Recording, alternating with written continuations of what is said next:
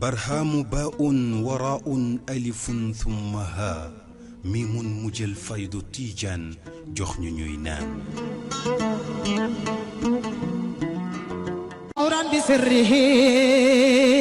Migui Maham Ndiaye est devant ce micro pour vous servir votre rubrique préférée.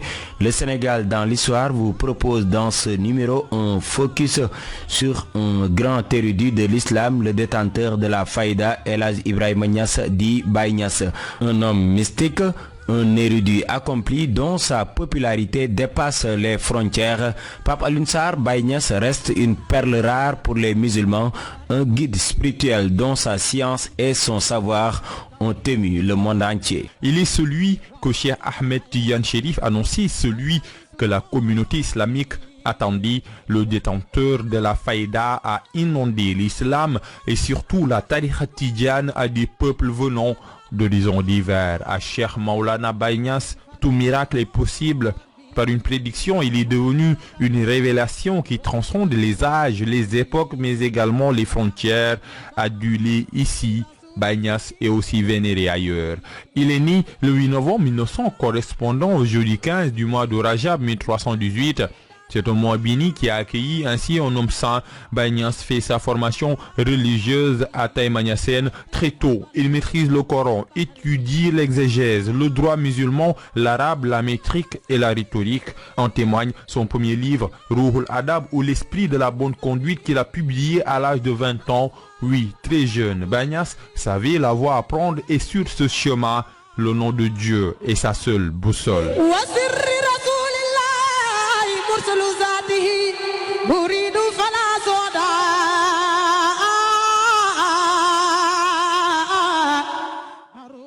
Après la mort de son père en 1922, Baye Niass s'installe au domicile de Mohamed Al-Amin Niass, dit Baye Khalifa. Il commence à dispenser des cours coraniques. Ce n'est que dans les années 1929-1930 que Baye Niass dévoile à la face du monde qu'il est l'héritier de Cheikh Ahmed Tidiane Chérif, autrement dit, le seul qui doit répandre la faïda. Et ce, dans une époque où le monde est en une crise économique sans précédent. Baye Niass s'affirme, endosse sa lourde mission malgré le contexte tout difficile. La faïda, qui est l'adhésion massive d'hommes et de femmes à la tariqa Tidiane, connaît ainsi son propriétaire. Il va quitter sa concession paternelle en 1931 avec une poignée de fidèles pour fonder la mosquée de Medina Baye le vendredi 3 avril de cette même année.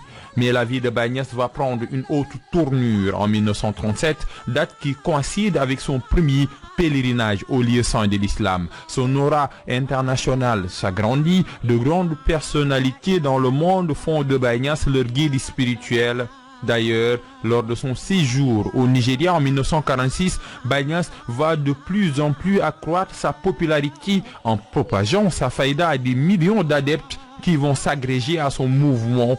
Il va parcourir d'autres pays d'Afrique avant de revenir au Sénégal en 1951. Dans son pays natal, Pape Alioune Sarr, Baye Niass va continuer son combat pour l'islam.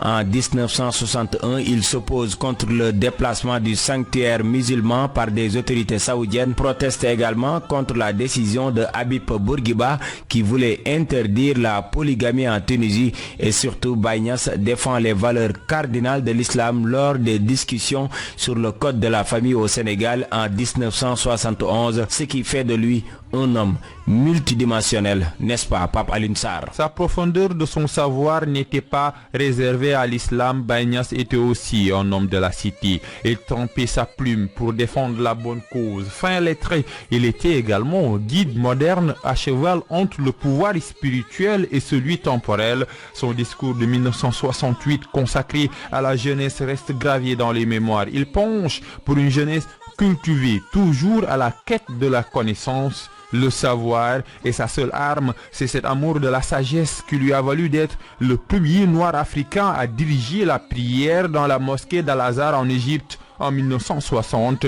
Baye Niass va quitter ce bas monde en 1975. 75 ans de vie au service de l'islam. Pape Alioune Sarr, merci. Dans cette dernière partie de votre rubrique Le Sénégal dans l'histoire, nous irons à la découverte de Medina Baye, une cité fondée en 1930 par Baye Niass suite à son départ de Léona Niassène. Medina Baye, Ousmane Dème, est un temple du savoir, n'est-ce pas?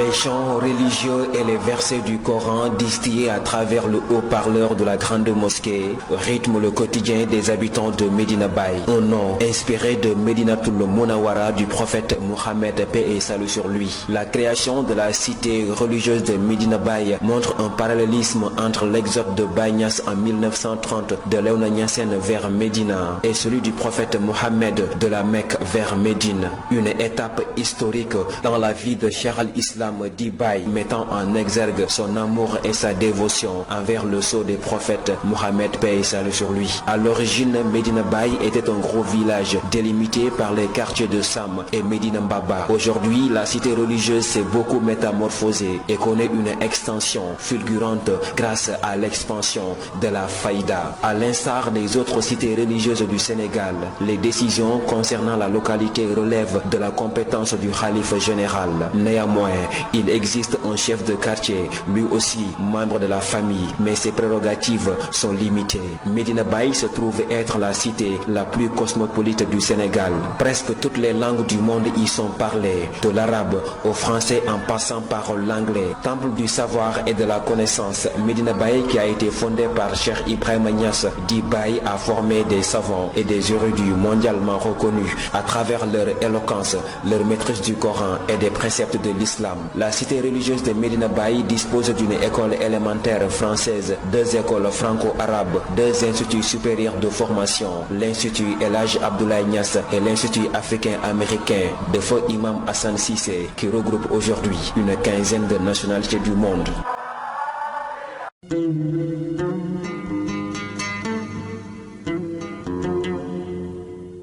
برهام باء وراء ألف ثم ها ميم مجل فيض تيجان جخن نينان